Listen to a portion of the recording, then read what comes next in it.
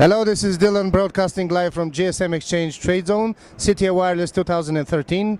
We're here in the booth of company Global Solutions with Greg Kisiluk. How are you, Greg? Fine, how are you? Very well, thank you. How was life and business? Life's hectic and business even crazier. Crazier, okay, that's as it should be in this crazy industry. Okay, you're with us in exhibiting in our pavilion Trade Zone in CTIA Wireless. What's your initial impression? For the second time? Second time, I mean, it's a little bit different this year, especially we switched venues. And the location's actually a little bit better now than before. This year I noticed a lot more traders actually going for OEM. What do you mean? No more operator stocks. Everybody's trading, and everybody wants... the only thing I keep hearing all day is iPhones, and more iPhones. I was going to ask you that later on, actually, that what I see is that the carrier stock is a dying trade. You know, America used to be known about the carrier stock, but it's obviously all OEM now. That's true, and as last year I also did a video with you guys, I said that the market would shift all into OEM. And so you're going to claim that you foresee everything? I wouldn't say I foresee everything, but but being in the US, you see more trends, because carrier stock is mostly in only three places: Italy, and the UK, and a lot in the US. Also, Germany also has quite a bit too. Spain was quite big, but back in the days. Back in the days, but they phased it out because the prices were too similar. Yeah, and they're not subsidizing it anymore. Yeah, no more subsidy. And okay, having said that, you obviously prefer this year's exhibition. There's more people. It's a different kind of companies, as you can see. Tell me about your company, and let's start from the beginning. Tell me a bit more about your company now, what you concentrate on. We mostly do a lot of Samsung, Apple, and BlackBerry. Not so much Nokia anymore.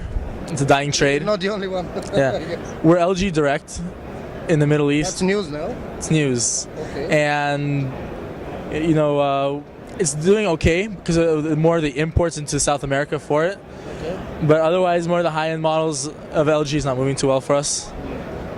Then we're focusing... Tell me a bit more, what does being direct with LG, what does that give you in terms of diversifying your portfolio of channels or clients?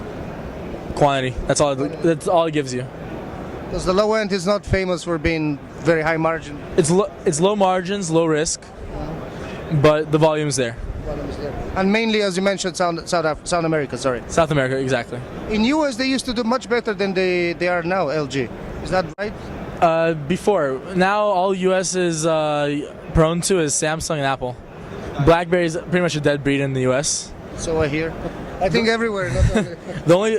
The only three places that BlackBerry really sells nowadays is Indonesia, Jakarta, Dubai, and places in Singapore. And only people who actually have a business. Okay, I'll challenge you to make another prediction for next year. Huh? What do you think is going to happen? Because we're gonna cross-reference next year.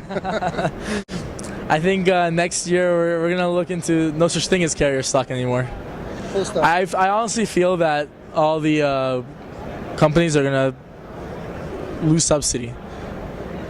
It's not making sense anymore. If you look at it, your carrier stock pricing and your OEM pricing is too similar now. And actually, more so, OEM is getting cheaper than the carrier. Widely available. And not to mention the new FCC laws and government regulation in the U.S. making unlocking illegal. Although I don't think it had such a big impact as it was expected initially. The reason, because they never shut down the channel. But they're saying that it will probably be overturned because it's inhumane. They're saying that it's against freedom of speech and freedom of expression and everything. Let's see what happens. So what's your prediction? What do I need to interrogate you about next year? There's not going to be no more carrier stock, full stop. I don't think there's going to be as much carrier stock in terms of what's locked, what's unlocked, all that stuff. Maybe there'll be a logo, but at the end of the day, I think all the stocks will be the same. Okay, it's cast in stone, there is witnesses, and it's recorded. What do you think? I'm hearing a lot of very strange, how can I put it, very confusing feedback about Samsung, you know, and their future policies of not subsidizing certain markets. Will that create shortages? Because a lot of the European stock ended up elsewhere. The problem with Samsung right now, they're trying to put an end to, for example, regions.